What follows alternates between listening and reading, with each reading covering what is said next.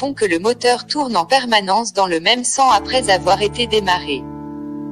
Une fois le moteur en marche, l'enroulement auxiliaire est souvent débranché du circuit à l'aide d'un interrupteur centrifuge. Un enroulement de démarrage défectueux va se traduire par un faible bourdonnement du moteur que l'on pourra démarrer dans un sens ou dans l'autre en lui imprimant à la main et avec précaution une légère rotation. On utilise les moteurs à induction monophasée là où l'on ne dispose pas d'un réseau électrique triphasé et, en général, dans la gamme de puissance allant de moins d'un HP à 10 HP.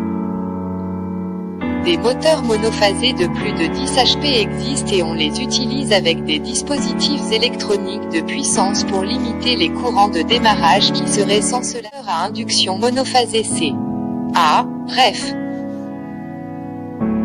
23 types de moteurs couple de démarrage rendement domaine d'emploi bac de déphasage peu élevé ventilateur à entraînement direct à enroulement auxiliaire de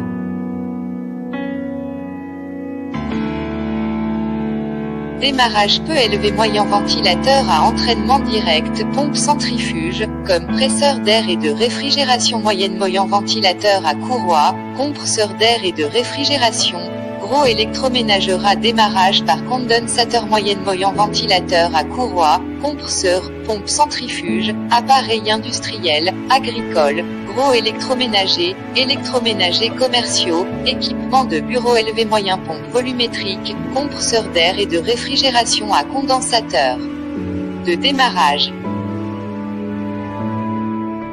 Moteur à courant alternatif. Moteur à courant alternatif. Tous les moteurs fonctionnant en C. Ont en commun l'existence d'un champ magnétique tournant produit par les enroulements du stator. Dans le cas des moteurs triphasés, on peut illustrer ce concept par le dessin de 3 bobines réparties également autour du rotor. Chaque bobine est reliée à l'une des 3 phases d'une alimentation électrique triphasée. Développement d'un champ magnétique tournant. Champ résultant. Le courant traversant chaque bobine varie de façon sinusoïdale avec le temps et il est déphasé de 120 degrés par rapport au courant des autres bobines.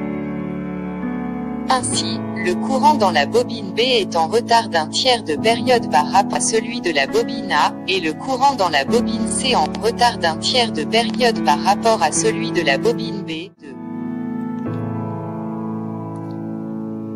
Le rotor voit le champ magnétique tournant est engendré par les 3 bobines et se met à tourner en développant ainsi un couple sur l'arbre de transmission du moteur.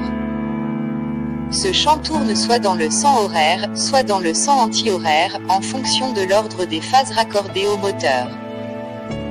L'inversion du sens de rotation d'un moteur triphasé s'obtient tout simplement en changeant l'ordre de raccordement de 2 des 3 conducteurs d'alimentation. La vitesse de rotation du champ tournant dépend du nombre de pôles magnétiques dans le stator, c'est la vitesse synchrone. La fréquence est celle de l'alimentation, par exemple 60 Hz. Dans les moteurs C.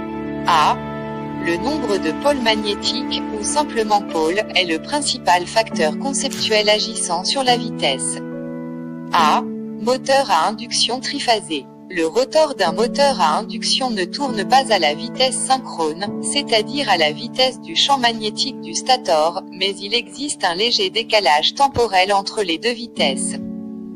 Ce décalage, nommé glissement, s'exprime en pourcentage de la vitesse synchrone.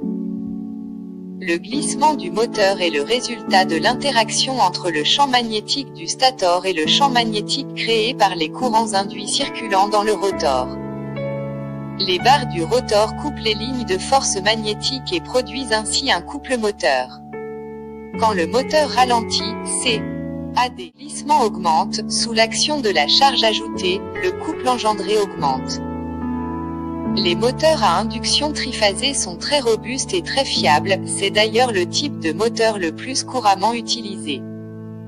Malheureusement, leur facteur de puissance a tendance à diminuer dans le cas de charge réduite.